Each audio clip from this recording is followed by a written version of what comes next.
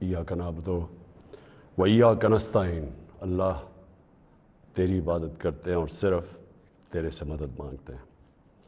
میرے پاکستانیوں، آج میں نے آپ سے بڑی اہم بات کرنی ہے اپنے ملک کے مستقبل کے لیے، اور میں نے یہ فیصلہ کیا کہ یہ میں لائیو کروں گا۔ یہ ریکارڈڈ نہیں ہے، یہ آپ کے پاس لائیو جائے گی بات، اور اس کی وجہ یہ ہے کہ پاکستان ایک اس انگریزی میں کہتے ہیں ڈیفائننگ مومنٹ پہ ہے، ایک فیصلہ کن وقت پہ ہے کہ ہم نے دو راستے ہمارے سامنے ہیں، ہم نے کون سا راستہ لینا ہے۔ لیکن میں چاہتا ہوں کہ اس سے پہلے یہ میں جو اپنی آپ سے دل کی آج باتیں کروں گا، اس سے پہلے میں صرف اپنی قوم کو بتانا چاہتا ہوں کہ میری طرح کا آدمی پولیٹکس میں آیا کیوں؟ کیونکہ آپ اگر پولیٹیشنز کی زندگی دیکھیں تو ان کو کسی کو بھی کوئی پولیٹکس سے پہلے نہیں جانتا تھا۔ ان کی کوئی بڑے کم ایسے لوگ ہیں جنہوں نے زندگی میں کوئی چیز اچیو بھی کیا ہو۔ قائد اعظم محمد علی جناح بہت بڑے پولیٹیشن تھے، لیکن انہوں نے وہ ایسے تھے کہ سارے ہندوستان کے اندر وہ سب سے بڑے وکیل سمجھے جاتے تھے۔ تو ایک وہ یعنی ان کی حیثیت تھی پولیٹکس پہ آنے سے پہلے۔ لیکن آپ زیادہ تر لوگوں کو دیکھیں تو پولیٹکس میں تو سے پہلے کوئی ان کا نام بھی نہیں جانتا تھا۔ تو میں تو وہ ایک خوش قسمت انسان اللہ کا خاص شکر ادا کرتا ہوں کہ مجھے تو اس نے سب کچھ دے دیا تھا۔ یعنی کوئی بھی شاید ہی کسی کو اتنی شہرت ملے، جتنا میری زندگی میں ضرورت تھی اتنا پیسہ میرے پاس تھا، سب کچھ تھا میرے پاس۔ یعنی آج بھی مجھے کوئی کسی چیز کی ضرورت نہیں ہے، اللہ مجھے سب کچھ دے بیٹھا ہے اور میں اس کا بڑا شکر گزار ہوں۔ دیکھیں، میں پاکستان کی پہلی جنریشن تھا۔ ہم وہ جنریشن تھے جو پہلے آزاد پاکستان میں پیدا ہوئے تھے۔ پاکستان میرے سے صرف 5 سال بڑا ہے۔ تو میرے ماں باپ جو تھے، میں بار بار لوگوں کو بتاتا ہوں، وہ ایک غلامی کے دور میں پیدا ہوئے تھے، وہ انگریز کے دور میں پیدا ہوئے تھے۔ اور میں جب تک بڑا ہوتا رہا، کیونکہ انہوں نے پاکستان موومنٹ میں شرکت کی تھی، وہ مجھے ہمیشہ یہ احساس دلواتے تھے کہ تم بڑے خوش قسمت ہو، آزاد ملک میں پیدا ہوئے ہو۔ تمہیں نہیں پتہ کہ جو بھی آپ کر لیں غلامی کیا ہوتی ہے، کیونکہ ایک سطح سے اوپر آپ جا ہی نہیں سکتے، کیونکہ اس کے اوپر آپ کے حکمران بیٹھے ہوئے تھے۔ تو ایک بڑا جو بھی خوددار لوگ تھے ان کو بڑا برا لگتا تھا یہ جو انگریز کی غلامی تھی۔ تو ہم بڑے ہوئے، میرے بہنیں اور میں، ہمیں یاد ہے کہ بچپن سے یہ بتایا گیا۔ تو جو یہ خودداری ہے نا، یہ ایک آزاد قوم کی نشانی ہوتی ہے۔ اور جب میں نے پولیٹکس شروع کیا، میں آپ کو بتاؤں پولیٹکس میں کیوں آیا تھا۔ میں اس لیے آیا کہ میں ایک تو پولیٹکس کا اسٹوڈنٹ تھا، یونیورسٹیز میں نے پولیٹکس پڑھی ہوئی تھی، پاکستان کی اور دنیا کی پولیٹکس کے اوپر مجھے پتہ تھا، تاریخ کا پتہ تھا۔ میں اس نتیجے پہ آیا کہ ہمارا ملک کبھی بھی وہ ملک بن نہیں سکتا جو خواب تھی علامہ اقبال کی، اور جو قائد اعظم جیسا لیڈر، یعنی جس طرح انہوں نے جدوجہد کی اس خواب کے لیے کہ پتہ تھا کہ انہوں نے زندہ نہیں زیادہ دیر رہنا، اور اگر آپ ان کی تاریخ پڑھیں کہ جس طرح انہوں نے کیس لڑا پاکستان کا بیماری کی حالات میں، تو یہ ہمارے یہ فاؤنڈنگ فادرز تھے۔ تو جو پاکستان کا مقصد تھا وہ تو ایک بڑا عظیم مقصد تھا کہ ہم نے ایک اسلامی فلاحی ریاست بننا تھا۔ یہ ہماری قرارداد پاکستان میں یہ لکھا ہوا ہے ہمارے فاؤنڈنگ فادرز کا کہ ہم نے جب ہم کہتے ہیں اسلامی فلاحی ریاست تو یہ سیدھا چلا جاتا ہے مدینہ کی ریاست پہ، کیونکہ ہمیشہ مسلمان اس کو ماڈل سمجھتا ہے اپنا۔ جو سنہری دور اسلام کا ہے وہ مدینہ کی ریاست تھی۔ تو جب میں نے 25 سال پہلے پولیٹکس شروع کی تو میں نے اپنی جو ہمارے مینیفیسٹو تھے اس میں 3 چیزیں رکھی: انصاف، اور انصاف پھر میں کوالیفائی کر دوں، انصاف ہوتا یہ ہے کہ طاقتور اور کمزور کے لیے ایک قانون ہوتا ہے، اور اور جو نبی صلی اللہ علیہ وسلم نے کہا تھا کہ تمہارے سے پہلے بڑی قومیں تباہ ہوئیں، جدھر طاقتور چوری کرے تو اس کو سزا نہ ملے اور صرف کمزور چور، چھوٹا چور جیل میں جائے۔ انہوں نے کہا قومیں تباہ ہو جاتی ہیں۔ تو جس طرح حضرت علی رضی اللہ تعالیٰ نے کہا تھا کہ کفر کا نظام چل جائے گا لیکن ظلم اور ناانصافی کا نظام نہیں چل سکتا۔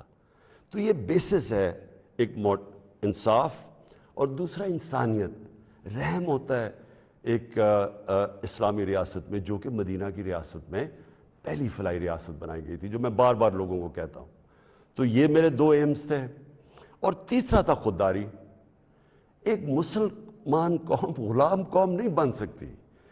جس قوم کا نعرہ تھا پاکستان کا مطلب کیا، لا الہ الا اللہ، لا الہ الا اللہ کا تو مطلب ہی ہے کہ سوائے اللہ کے آپ کسی کے سامنے نہیں جھکتے، وہ شرک ہے۔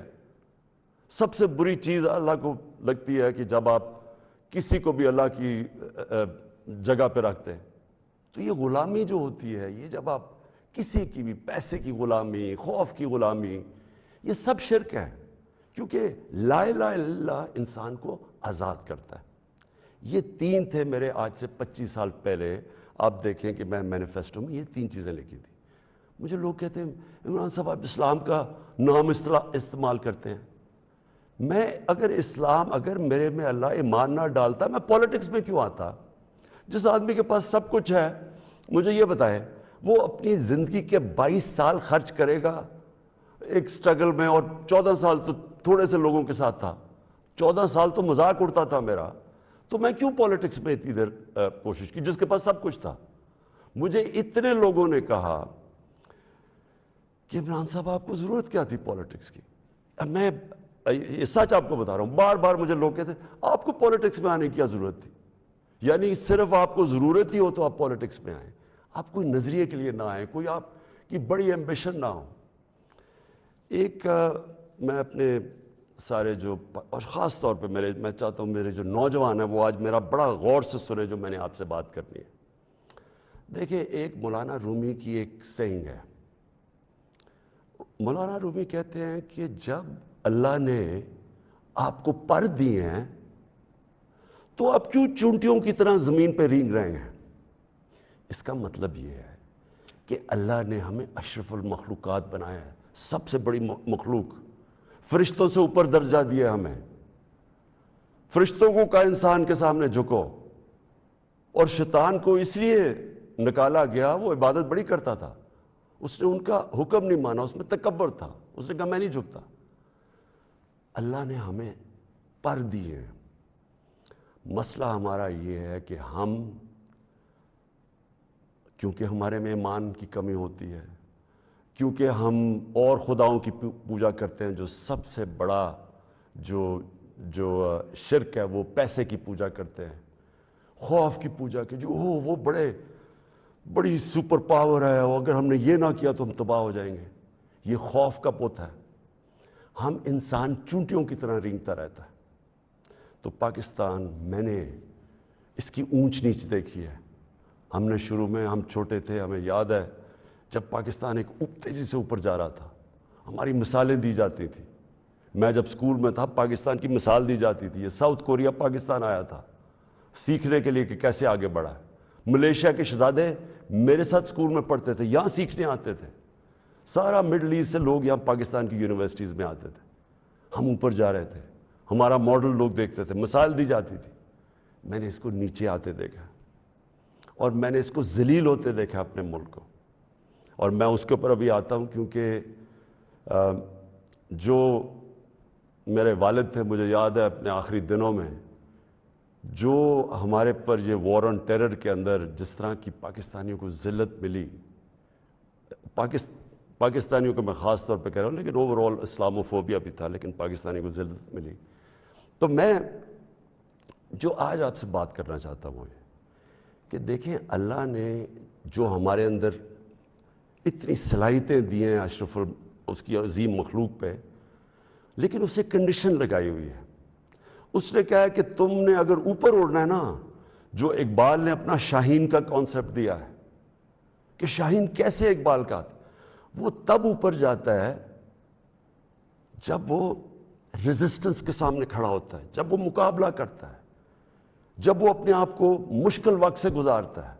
ہم نماز میں صرف ایک ہی چیز مانگتے ہیں جب 5 وقت کی نماز پڑھتے ہیں کہ اللہ ان کے راستے پہ لگا جن کو نعمتیں بخشیں، ان کے نہیں جو اپنے تباہی کے راستے پہ چلے گئے. تو جو نعمتیں بخشیں، اور وہ نبی صلی اللہ علیہ وسلم اللہ کے حبیب تھے سب سے زیادہ، تو ان کو نعمتیں بخشیں. تو ان کا آسان راستہ نہیں تھا، لیکن ان کی عظمت کا راستہ تھا. میں اس لیے پاکستان کے اندر سیرت نبی اپنے بچوں کو پڑھانا چاہتا ہوں. کیوں نبی کی سیرت پڑھیں؟ کیونکہ وہ دنیا کی تاریخ میں سب سے عظیم انسان وہ تھے. تو ان کے راستے پہ اللہ کیوں ہمیں کہتا ہے چلو؟ کیونکہ وہ عظمت کا انسان کا راستہ ہے. ہم پکڑ لیتے ہیں دوسرا راستہ جو ہم سمجھتے ہیں کہ بڑا آسان راستہ ہے. اچھا جی، وہ فلانا نے حکم دے دیا، ہم تباہ ہو جائیں گے. اگر اس نے وہ فلانا ملک ناراض ہو گیا تو ہمارا یہ ہو جائے گا. ہم رینگ رہے ہیں زمین کے اوپر، ہم چونٹیوں کی طرح رینگ رہے ہیں. تو میں سب سے پہلے کہ جب میں نے 25 سال پالیٹکس شروع کی تو میں نے کبھی، آپ میری کوئی سٹیٹمنٹ پڑھ لیں، میں نے ہمیشہ ایک چیز کہی، نہ میں کبھی کسی کے سامنے جھکوں گا اور نہ اپنی قوم کو کسی کے سامنے جھکنے دوں گا. یعنی اپنی قوم کو کسی کی غلامی نہیں کرنے دوں گا. یہ 25 سال کوئی میری سٹیٹمنٹس ابھی آپ دیکھ لیں، کوئی پرانی میری ویڈیوز ہیں، کبھی اس سے پیچھے نہیں ہٹا. میں جب میں اقتدار مجھے ملا تو میں نے تب فیصلہ کیا کہ ہماری فورن پالیسی آزاد ہوگی. آزاد فورن پالیسی کا مطلب ہوتا ہے کہ وہ فورن پالیسی جو پاکستانیوں کے لیے ہوگی، ہمارے مفادات کے لیے ہوگی. اس کا قطعی یہ مطلب نہیں ہے کہ ہم کسی سے دشمنی کریں گے، ہم کسی کو کے خلاف ہوں گے، ہم کوئی اینٹی امریکن ہوں گے یا اینٹی انڈیا ہوگا یا اینٹی یورپین ہوں گے. میں تو سب سے پہلے، میں وہ پاکستانی ہوں سب سے زیادہ ہندوستان کے اندر جو جانتے تھے اور جو رسپیکٹ اور میری دوستیاں تھیں وہ میں پاکستانی تھا کرکٹ کی وجہ سے. میں امریکہ کو بڑی اچھی طرح جانتا ہوں، ان کے پولیٹیشنز، ان کے لوگوں کو جانتا ہوں. انگلینڈ کو تو آپ اس طرح کہ میرا دوسرا گھر تھا ایک وقت، تو میں تو جانتا ہوں. میں نے کبھی یہ نہیں، کبھی کسی بھی انسانی معاشرے میں کبھی اس کے خلاف ہو ہی نہیں سکتا. ہاں، ہم ان کے اندر جو ان کی غلط پالیسیز ہے اس کی میں تنقید کرتا ہوں. میں نے جب پاکستان نے شرکت کی وار آن ٹیرر میں، یعنی جب جنرل مشرف ہمیں امریکہ کی جنگ میں لے کے گئے، میں اس میٹنگ میں تھا، میں اس کمرے میں تھا. اسی کمرے کے اندر سارے پولیٹیشنز بیٹھے ہوئے تھے، جس کے اندر ہیڈز آف پارٹیز بلائے تھے، جس طرح باقی بھی تھے، میں بھی تھا. اسی کمرے کے اندر ہمیں کہا گیا کہ جی اگر ہم نے امریکہ کی حمایت نہ کی تو انگریزی کا لفظ وونڈڈ بیئر کی طرح ہے، ایک زخمی ریچھ کی طرح ہے، وہ ہمیں نہ غصے میں شاید ہم ہی نہ مار دیں. اور مجھے یاد ہے میں نے بار بار میڈیا پہ، پارلیمنٹ میں، ہر جگہ میں نے کہا کہ ہمارا اس جنگ سے کوئی لینا دینا نہیں تھا. 9/11 میں کوئی پاکستانی ملوث نہیں تھا. ہمیں کیا ضرورت ہے کہ ہم اپنے ملک کو کسی کی جنگ میں لے جائیں؟ ہم ان کی مدد کریں. اگر ان کے ملک میں دہشت گردی ہوئی ہے، ہم دہشت گردی کے خلاف ہیں، ہمیں ان کی مدد کرنی چاہیے. لیکن کیا اس کا مطلب یہ ہے کہ ہم پاکستانیوں کو قربان کر دیں کسی کی جنگ میں؟ اور پھر ہم نے غلطی کیا کی؟ سب سے بڑی جو جنرل مشرف نے غلطی کی، 80 کی دہائی میں ہم نے پاکستان فرنٹ لائن سٹیٹ بن گیا جی کہ ہم امریکہ کے حمایتی ہیں، ہم اس کے ایلائی ہیں، ہم سوویت یونین کے خلاف جہاد لڑ رہے ہیں. اور ساری جہاد پاکستان کے قبائلی علاقے سے لڑی گئی، اور باہر سے لوگ ہم نے بلائے اور ہم نے ان کو ٹرین کیا، اور یہاں سے مجاہدین گروپس گئے، ہم نے ان کی پوری حمایت کی. ان کو بتایا کہ فورن آکوپیشن، کیونکہ ہم اس لیے لڑ رہے ہیں کہ افغانستان کے اوپر فورن آکوپیشن ہے، اس لیے ہم لڑ رہے ہیں جہاد. اور سارے ہمیں بتایا گیا کہ کتنا بڑا پاکستان بڑا رول پلے کر رہا ہے. جیسے ہی وہ جہاد ختم ہوتی ہے، سوویت یونین ہارتا ہے، امریکہ یہاں سے چلا جاتا ہے، سوویت یونین ادھر چلا جاتا ہے، اور 2 سال کے بعد وہی امریکہ جو ہمارا دوست تھا، جس کے لیے جو ہم اکٹھے جنگ لڑ رہے تھے، وہ ہمارے اوپر سینکشن لگا دیتا ہے، پریسلر سینکشنز. 9/11 آ جاتا ہے، پاکستان کی پھر امریکہ ضرورت پڑ جاتی ہے. یہ جو ابھی میں نے آپ کو کہا کہ اسی کمرے کے اندر فیصلہ ہو رہا ہے کہ جی ہم امریکہ کی ہمیں حمایت کرنی چاہیے. ہم نے کہا کہ ہاں ٹھیک ہے, حمایت یہاں تک ٹھیک ہے کہ ہم سارے دہشت گردی کے خلاف ہیں, ان کے خلاف ایکشن لیں, لیکن جو حمایت ہم نے کی, جو پاکستانیوں کی جانوں کی قربانی دی گئی, کسی اور امریکہ کے ایلائی نے اس طرح کی قربانیاں نہیں دی. کوئی نیٹو بھی امریکہ کے ساتھ تھا, کوئی ایک ملک بتائیں جو 80,000 اپنے لوگ مروا لے, جس کا سارا قبائلی علاقہ, اور میں یہ آج پھر سے کہنا چاہتا ہوں, دیکھیں میں قبائلی علاقے کو باقیوں سے بہتر جانتا ہوں, میں نے وہ سارا قبائلی علاقہ پھرا ہوا ہے, میں نے کتاب لکھی ہوئی ہے, میں اس کی تاریخ جانتا ہوں. قبائلی علاقہ پاکستان میں سب سے پرامن علاقہ تھا, وہاں کرائم ہوتی نہیں تھی, کوئی ان کے ریکارڈ میں, یعنی ہمیشہ سے وہ کرائم فری ایریا تھا. جو قبائلی علاقے کے لوگوں سے ہوا ہماری اس جنگ میں شرکت کرنے سے, آپ اندازہ نہیں لگا سکتے کہ وہ لوگوں کے اوپر, بیچاروں کے اوپر کیا گزری. وہاں لوگ مارے گئے, وہ ادھر سے لوگ کھڑے ہو گئے, جن لوگوں کو, اب سوچیں ہم لوگوں کو کہہ رہے ہیں کہ جہاد کرنا اگر باہر سے آکوپیشن ہو وہ سب سے عظیم چیز ہے, اور اب امریکن جب وہاں پہنچ گئے تو ہم نے کہا نہیں اب دہشت گردی ہے. اب ظاہر ہے وہ لوگوں کو آپ 10 سال میں ایک طرف سے دوسری طرف تو نہیں لے جا سکتے تھے, وہ انسان تھے, ان کو ہم نے یہ بتایا ہوا تھا کہ یہ جہاد ہے. وہ جب انہوں نے پاکستان کے خلاف شروع ہو گئے, اور وہ جو پرانے جہادی گروپس ٹرین کیے تھے وہ بھی پاکستان کے خلاف ہو گئے, تو اس سے انہوں نے ہمیں کہا کہ ہم کولیبریٹرز ہیں امریکہ کے. جہاں جو پاکستان میں خود کش حملے ہوئے, جو قبائلی علاقہ اجڑا گیا, جو یہاں میں پتہ نہیں کتنے ہسپتالوں میں گیا, میں تو جو لوگ بچ گئے تھے, کسی کی ٹانگیں نہیں ہیں, کوئی چل نہیں سکتا, کسی آنکھیں نہیں ہیں, ہاتھ اڑے ہوئے ہیں. تو اس ساری جو ہم نے جب اس کی اتنی زیادہ قربانیاں دی اپنے ملک کی, اس کا کوئی کریڈٹ ملا پاکستان کو؟ کیا کسی نے کہا کہ آپ نے بڑا زبردست کام کیا, شکریہ پاکستان؟ یہ نہیں ہوا. وہاں سے آوازیں آنی شروع ہو گئیں, افغانستان کی, یہ افغانستان آزاد ہونے سے پہلے کی بات کر رہا ہوں میں, کہ جی پاکستان کی دوگلی پالیسی کی وجہ سے وہ نہیں جیت سکتے. یہاں ہمارے لوگوں کو بار بار کہا گیا کہ ڈو مور, کہ ابھی آپ نے اور نہیں کیا. ڈرون اٹیکس ہوئے, ڈرون اٹیکس میں جتنے بے قصور لوگ مارے گئے, مجھے یاد ہے میں گیا وہاں باجوڑ میں ڈرون اٹیک ہوا, 80 مدرسے کے بچے مار دیے. شادیوں کے اوپر ڈرون اٹیک ہو رہا ہے. تو پاکستان کس عذاب سے گزرا, کہ میں بیک گراؤنڈ اس لیے دے رہا ہوں کیونکہ آپ کو پتہ ہونا چاہیے کہ میری آج پالیسی کیا ہے. کیا جو تنقید ہو رہی ہے کہ جی عمران خان, یہ جو ہمیں ڈاکیومنٹ ملی ہے, پہلے میں بیک گراؤنڈ آپ کو بتا دوں کہ یہ سارے وقت میں اس کی مخالفت کرتا رہا. آپ مجھے طالبان خان انہوں نے کہا, جب میں یہ کہتا تھا کہ یہ پاکستان کی جنگ نہیں ہے اور یہ جو ہو رہا ہے یہ ظلم ہو رہا ہے, یہ جو ڈرون اٹیکس کے خلاف میں نے مظاہرے کیے, واحد پولیٹیشین تھا, میں نے دھرنے دیے ڈرون اٹیکس کے خلاف, میں نے وزیرستان مارچ کی, باہر سے ہیومن رائٹس امریکہ سے آرگنائزیشن آئی, انہوں نے میرے ساتھ حمایت کی. ایک کلائیو سٹیڈٹ سمتھ تھا وکیل, اس نے میرے ساتھ آ کے یہ حمایت کی کہ یہ اتنا بڑا ظلم ہے.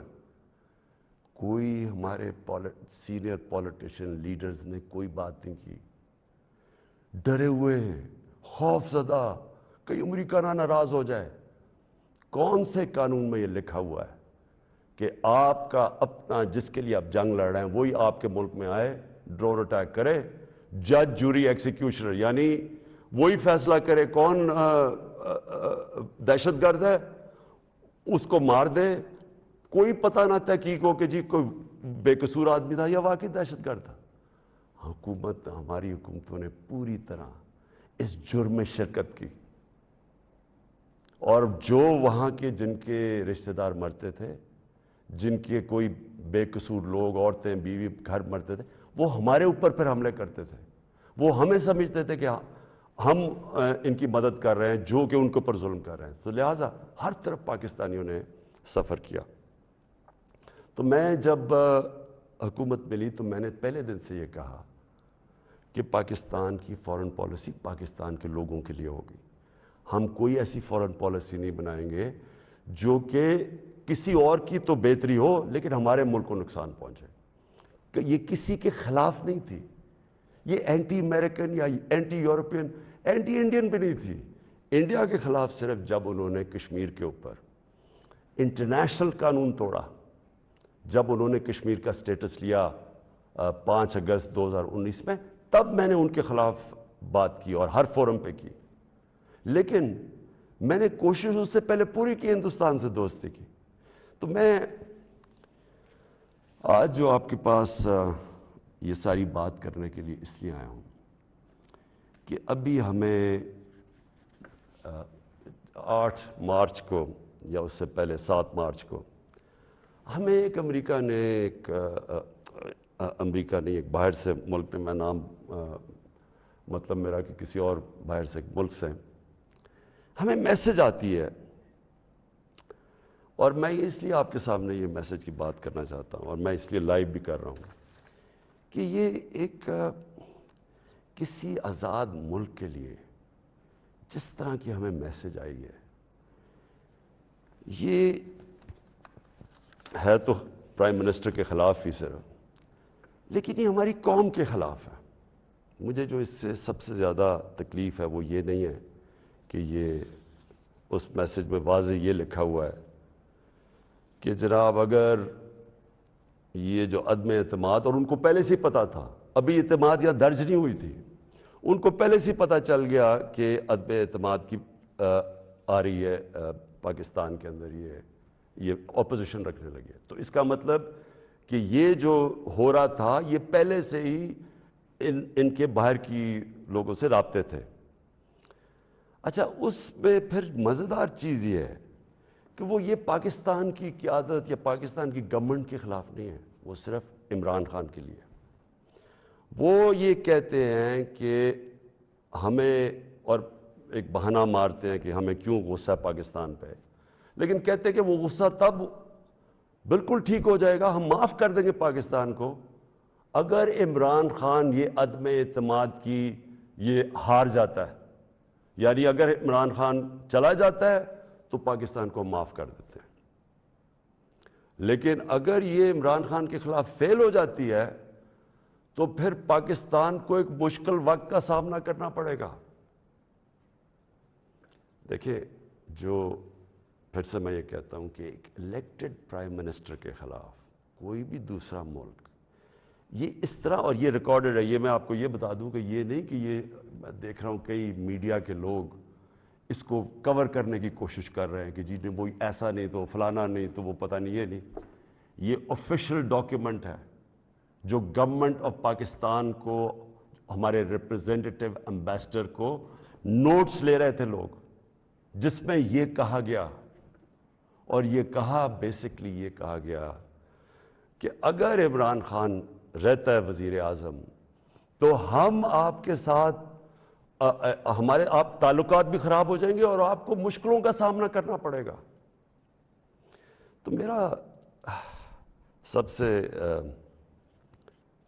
اپنی قوم سے آج یہ سوال ہے کہ کیا یہ ہماری حیثیت ہے, 22 کروڑ کی ہم قوم ہیں, کہ ہمیں ایک کوئی باہر کا ملک, اور کوئی وجہ بھی نہیں بتا رہا, کوئی اس میں کوئی وجہ نہیں, بس یہ کوئی ایک چیز بتا دی کہ جی وہ عمران خان نے اکیلا کو فیصلہ کیا روس جانے کا, حالانکہ جب رشیا جانے کا فیصلہ تھا اس کے اندر ہماری ساری فارن آفس کی پوری مشاورت تھی, ہماری ساری عسکری قیادت کی مشاورت پوری تھی. میں نے بلکہ فارن سیکرٹریز کو اسی کمرے میں بلایا جو پرانے ریٹائرڈ تھے, ان سے ہم مشاورت کر کے گئے. لیکن اس کے اندر لکھا ہوا کہ نہیں, صرف وہ ہمارا ایمبیسڈر ان کو بتا رہا ہے کہ نہیں یہ مشاورت سے, اس نے کہا نہیں یہ صرف عمران خان کی وجہ سے گیا. اور پھر انہوں نے یہ جو باقی لکھا کہ اگر جب تک وہ ہے تو ہمارے تعلقات اچھے نہیں ہو سکتے. اب میرا سوال یہ ہے کہ وہ اصل میں یہ کہہ رہے ہیں کہ یہ جب جائے گا تو جو باقی جو آئیں گے واپس, جو دوسرے عمران خان کی جگہ آئیں گے, ان سے ہمیں کوئی مسئلہ نہیں ہے. تو میں اصل اپنی قوم کے سامنے یہ چیز رکھنا چاہتا ہوں. میرا یہ جو آج آپ سے بات چیت کرنے کا ہے، یہ تو نہیں ہے کہ کوئی باہر سے ایک ملک چلے یہ کہہ دے کہ ہاں جی ہمیں نہیں پسند آپ کی فورن پالیسی. پتہ نہیں کوئی وجہ کیا بتا رہا ہے کہ جی آپ روس چلے گئے. وہ تو اور یورپین لیڈرز بھی روس چلے گئے تھے. لیکن خاص پاکستان کو کہ آپ کیوں چلے گئے ہیں، جس طرح کہ ہم کوئی ان کے نوکر ہیں. لیکن جو اس میں سب سے ڈسٹربنگ چیز کیا ہے کہ ان کے رابطے ان لوگوں سے ہیں جن کے ذریعے یہ ساری سازش ہوئی ہے، جو یہاں بیٹھے ہوئے ہیں. اور یہاں کون بیٹھے ہوئے ہیں؟ 3 اسٹوجز. اسٹوجز کا مطلب ہوتا ہے جو کہ بڑے وفادار غلام ہوتے ہیں. یہ وہ لوگ ہیں. اب یہ ذرا سن لیں کہ یہ چاہ کیا رہے ہیں. یہ چاہ یہ رہے ہیں کہ عمران خان جائے، لیکن اگر یہ آ جائیں واپس، یہ جو ابھی جنہوں نے عدم اعتماد کیا ہوا ہے، تو پھر سب ٹھیک ہو جائے گا. تو سب سے پہلا میرا سوال یہ ہے کہ کیا یہ اپنے ملک کے اندر اجازت دیں گے کسی کو قیادت میں آنے کے لیے جن کے اوپر نیب کے کیسز ہوں، جن کے اوپر اربوں روپے کے کیسز ان کی عدالتوں میں ہوں، وہ جو کہ ایک مجرم ڈکلیئر کر دیا گیا پاکستان کی عدالت نے، جو کہ جھوٹ بول کے بھاگا ہوا ہے؟ کیا وہ ان لوگوں کو جن کے اوپر باہر ان کے ملکوں میں، باہر کے ملک مضمون لکھے ہوئے ان کی چوری کے اوپر، کرپشن پہ، BBC کی 2 ڈاکیومنٹریز آئی ہوئی ہیں ان کی چوری کے اوپر، کیا اپنے ملک میں اس طرح کے لوگوں کو ایک قیادت پہ آنے دیں گے؟ اور اگر اپنے ملک میں اتنی سی جھوٹ بولنے پہ یہ نکال دیتے ہیں ایک پرائم منسٹر کو، ہیرلڈ میک ملن تھا، جھوٹ بولنے میں اس کو نکال دیا. چھوٹی چھوٹی چیزوں کے اوپر وہ اتنا اپنے لوگوں کا، ان کا جو اخلاقی معیار ہے وہ اس سطح پہ ہے، چھوٹی سی چیز پہ وہ نکال دیتے ہیں. تو ہمارے ملک میں جو کہ نیب میں اربوں روپے کے کیسز ان کے، اور اب نہیں 30 سال سے ان کے اوپر کیسز ہیں. پہلے جو کیسز تھے وہ جنرل مشرف نے ان کو NRO دی، وہ سارے کیسز معاف کروائے. پھر یہ 10 سال میں مزید اور کیسز چڑھ گئے اربوں روپے کے. ان کو یہ کہہ رہے ہیں کہ وہ ٹھیک ہے، وہ ٹھیک ہے، لیکن عمران خان ان کو پسند نہیں ہے. مجھے جو اگلی چیز سمجھ نہیں آ رہی، اور میں یہ اپنی قوم سے پوچھنا چاہتا ہوں کہ جب ان کو بھی پتہ ہے، کیونکہ یہ یاد رکھنا میرے پاکستانیوں کہ جب ان کی جو انٹیلیجنس ہوتی ہے وہ ساری بیک گراؤنڈ پتہ ہوتا ہے ہر کا. میرا ان کو سب پتہ ہے، ان سارے جتنے بھی پولیٹیکل لیڈرز ان کی سب بیک گراؤنڈ پتہ ہے. ان کو ان کی ایک ایک چیز پتہ ہے کہ ان کے کتنے پیسے ملک کے کس اکاؤنٹس میں پڑے ہوئے بیرون ملک. ان کو سب پتہ ہے کہ ان کی پراپرٹیز بینامی جو انہوں نے باہر لی ہوئی ہیں بڑی بڑی اربوں اربوں روپے کی، ہر ڈیٹیل ان کے پاس ہے. ایک ہمارا ینگ پولیٹیشین ہے، ایک کتاب ہے رون سوسکن کی The Way of the World. اس کتاب میں وہ لکھتا ہے کہ ان کی نیشنل سیکیورٹی جو تھی وہ ٹیپ کر رہی ہے، اس کی والدہ اس کو ٹیلی فون کر کے بینک اکاؤنٹس بتا رہے ہیں، یعنی ادھر تک ان کو پتہ ہے. تو ہمارے یہ جو اب یہ 3 لوگ ان کو جو پسند آ گئے ہیں، ان کی کیا خاصیت ان کو پسند آئی ہے؟ یہ کہ ان جنرل مشرف کے سالوں کے اندر 11 ڈرون اٹیک تھے. ان دونوں کے یہ بلکہ سارے یہ تینوں اکٹھے اقتدار میں تھے. ان کے 10 سال میں اس ملک میں 400 ڈرون اٹیکس ہوئے. ایک دفعہ ان کے منہ سے نہیں نکلا کہ مذمت کرتے ہیں. حامد کرزئی مجھے یاد ہے افغانستان میں جب ان کے ڈرون اٹیک یا وہاں بمباری سے افغانستان کے بے قصور لوگ مرتے تھے، وہ مذمت کرتا تھا.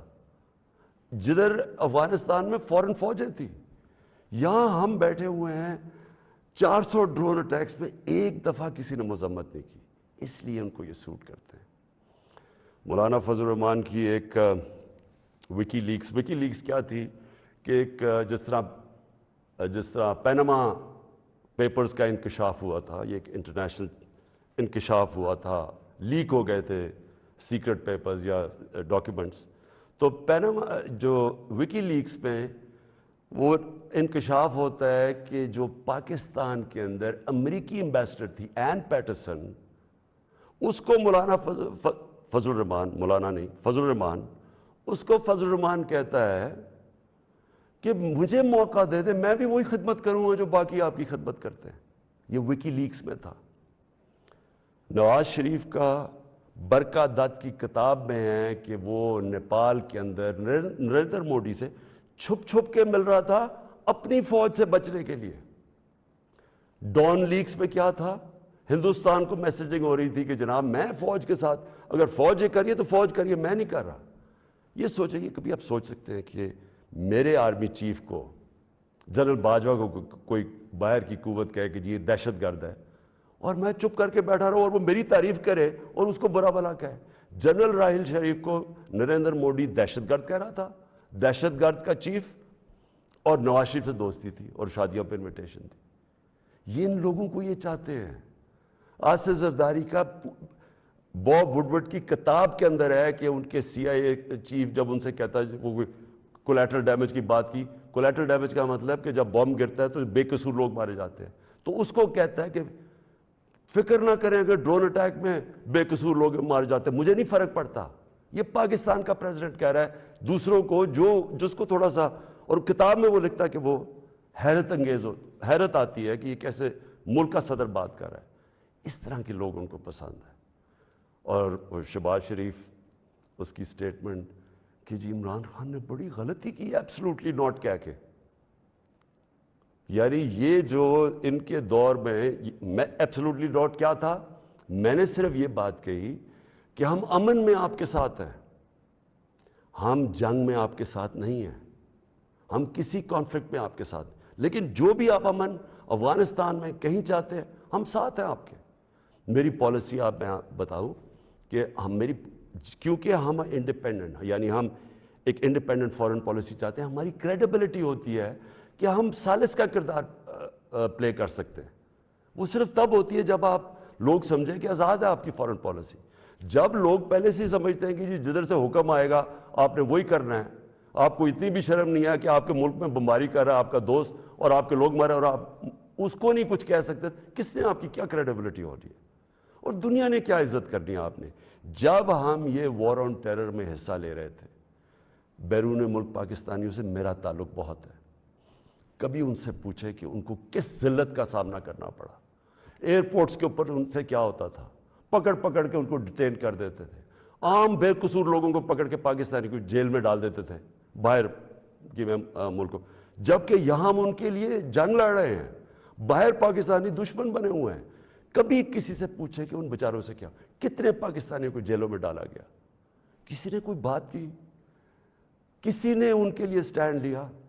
تو میں جب یہ میں کسی کے اگینسٹ نہیں بات کرتا، میں صرف یہ کہتا ہوں کہ میری جو سب سے بڑی ذمہ داری ہے وہ میرے 22 کروڑ لوگ ہیں، میں ان کے لیے فارن پالیسی بناؤں گا. تو یہ جو شہباز شریف کہتے ہیں ایبسلوٹلی ناٹ، میں نے نہیں کہنا تھا، کیونکہ آپ کا تو پاور میں آنے میں مقصد ہی کچھ اور ہے. آپ نے کب پاکستانیوں کے لیے سٹینڈ لیا؟ بتائیں کتنی دفعہ یہ جب بمباری ہو رہی تھی آپ کے منہ سے آواز نکلی، اور آپ کے بھائی صاحب کبھی بات کر ہی نہیں سکتے کیونکہ آپ کے سارے جو اربوں روپے سب پتہ ہے ان کو کدھر پڑے ہوئے ہیں. اور دوسری چیز یہ کہا کہ جی یہ جو ڈاکیومنٹ ہے یہ ٹھیک ہی نہیں ہے، اگر یہ ٹھیک ہو جاتی تو آپ ہمارے ساتھ آ جاتے. تو آج نیشنل سیکیورٹی پارلیمنٹ کی کمیٹی کے اندر جب رکھی گئی، کیوں نہیں آپ نے آ کے دیکھی؟ ہم نے یہ ڈاکیومنٹ پہلے لوگوں نے کہا کہ نہیں جی یہ ٹھیک نہیں، یہ مذاق اڑایا گیا، جی جعلی ہے. پہلے میں نے کیبنٹ میں رکھی، ساری کیبنٹ کو بتایا گیا، منٹس کیبنٹس کے بنے کیونکہ سب سے ٹاپ فورم پاکستان کا وہ ہے. اس کے بعد نیشنل سیکیورٹی کونسل کی میٹنگ کی، میں نے سارے اپنے سروس چیف سب کے سامنے رکھی وہ ڈاکیومنٹ. اس کے بعد یہ پارلیمنٹ کی کمیٹی کے اندر لے کے گیا اور سینئر جرنلسٹ کو ہم نے بتایا، صرف یہ کہنے کے لیے کہ یہ کوئی ڈاکیومنٹ کوئی پبلک کو یعنی اکسانے کی بات نہیں ہے. یہ جو میں نے آپ کو بتایا اس سے زیادہ یہ خوفناک اس میں چیزیں اس ڈاکیومنٹ کے اندر. میں اب آخری بات پہ آنے لگا ہوں اور وہ یہ ہے کہ ہماری اب سنڈے کو ووٹ دی جائے گی. اس سنڈے کو اس ملک کا فیصلہ ہونے لگا کہ یہ ملک کس طرف اب جائے گا. کیا وہی غلامانہ پالیسی، کرپٹ لوگ جن کے اوپر 30 سال سے کرپشن کے کیسز ہیں، نیب میں ان کے کیسز پڑے ہیں. بدقسمتی سے کوئی اور ملک ہوتا جس کے اندر یہ انصاف کا نظام زیادہ طاقتور کو قانون کے نیچے لانے جن کی صلاحیت ہے، اور جو بھی خوشحال ملک ہیں دنیا میں، جو بھی جن ملکوں کے اندر غربت نہیں ہے، خوشحالی ہے، جو پروگریس کر چکے ہیں، ترقی یافتہ ملک ہیں، ان سارے ملکوں کی ایک چیز آپ کو کامن ملے گی کہ طاقتور مجرم کو ان کی صلاحیت ہوتی ہے قانون کے نیچے لانے کی. ہمارا ابھی تک انصاف کے نظام میں وہ صلاحیت نہیں ہے. یہ ہماری بڑی بدقسمتی ہے کہ اربوں روپے کے ان کے پاس کیسز ہیں، کچھ نہیں ہو رہا.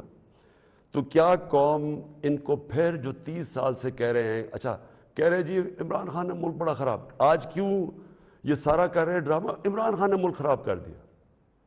عمران خان تو ابھی 3.5 سال ہوئے، 30 سال سے تو آپ باریاں لے رہے ہیں اس ملک کے اوپر. تو یہ اگر ملک خراب تھا، یہ اگر حالات برے تھے تو یہ کیا 3.5 سال میں ہو گئے ہیں؟ اور میں چیلنج کرتا ہوں کہ 3.5 سال میں جو ہم نے کیا ہے کسی بھی فورم، انڈیپینڈنٹ ماہرین کو آپ بٹھائے ان سے پوچھیں، میں چیلنج کرتا ہوں کہ 3.5 سال میں جو پاکستان میں ہوا ہے کہ ان کے کسی دور میں نہیں ہوا. تو یہ جو اب سارے اکٹھے ہیں، یہ اب قوم نے فیصلہ کرنا ہے کہ کیا یہ جو ووٹ ہونی ہے سنڈے کو، اس میں کون کدھر جائے گا. مجھے لوگوں نے کسی نے کہا جی وہ عمران خان آپ ریزائن کر دیں. میں ریزائن کر دوں؟ میں جو میرے ساتھ کرکٹ کھیلتے تھے وہ ساری دنیا 20 سال جو میں کھیلی ہے، آخری گیند تک میں مقابلہ کرتا ہوں. میں کبھی ہار زندگی میں نہیں مانی. میں تو ووٹ کا جو بھی رزلٹ ہو جائے، آپ دیکھیں گے کہ میں تو اس کے بعد اور زیادہ تکڑا ہو کے سامنے آؤں گا جو بھی رزلٹ ہو.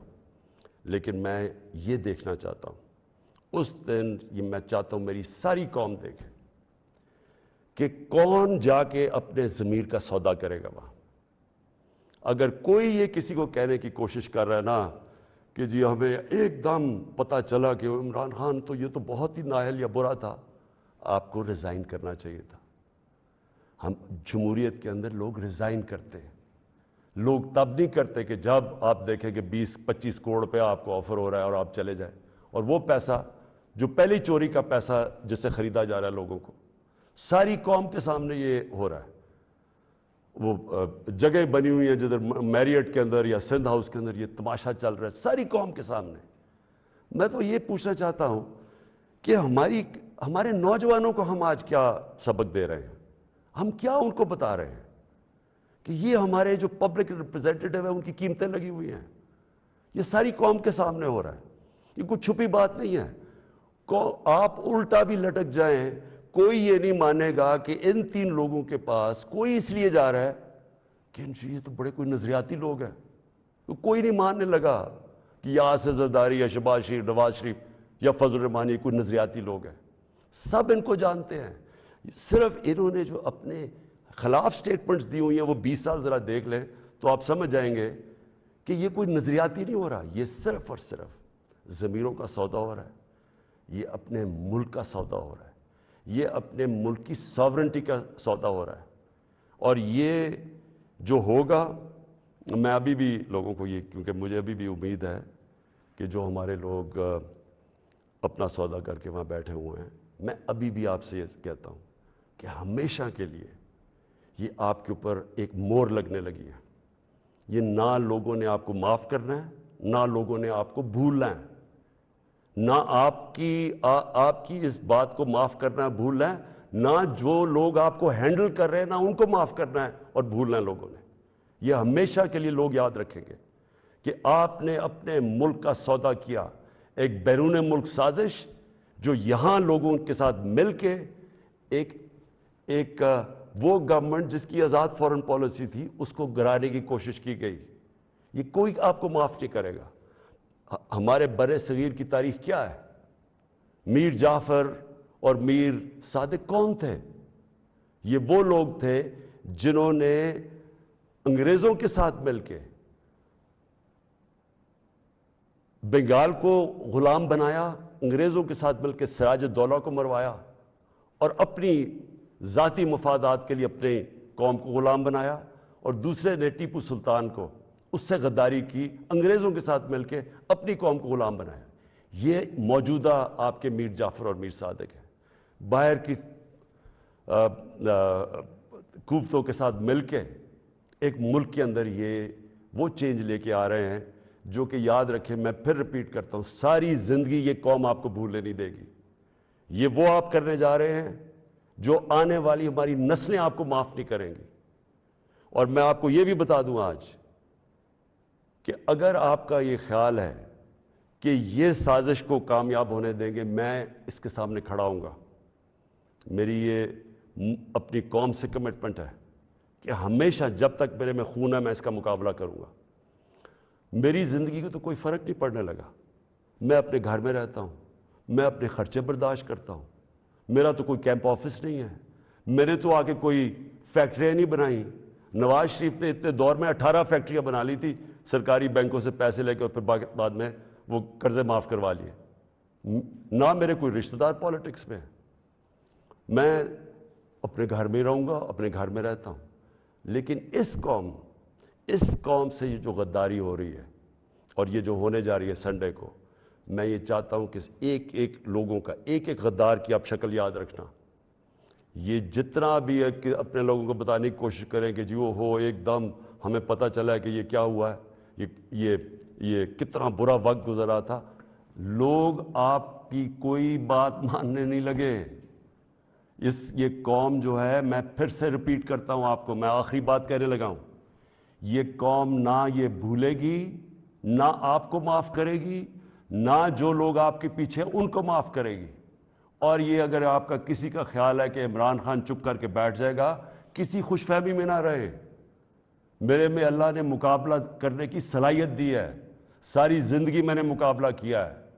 میں کوئی وہ آدمی نہیں جس نے بیٹھے بیٹھے کسی نے پرچی دکھائی کہ جی مجھے تو پرچی میں پارٹی وراثت میں مل گئی ہے، یا میرا کوئی باپ کچھ تھا، یا میرا کوئی فلانا کچھ تھا، یا میں سریا لگاتے لگاتے جنرل جلانی کے گھر پہ مجھے کوئی وزارت مل گئی اور پھر چیف منسٹر۔ میں نے سٹرگل کر کے یہاں پہنچا ہوں، مجھے سٹرگل کرنی آتی ہے، مقابلہ کرنا آتا ہے۔ میں کسی صورت اس سازش کو کامیاب نہیں ہونے دوں گا۔ پاکستان پائندہ باد۔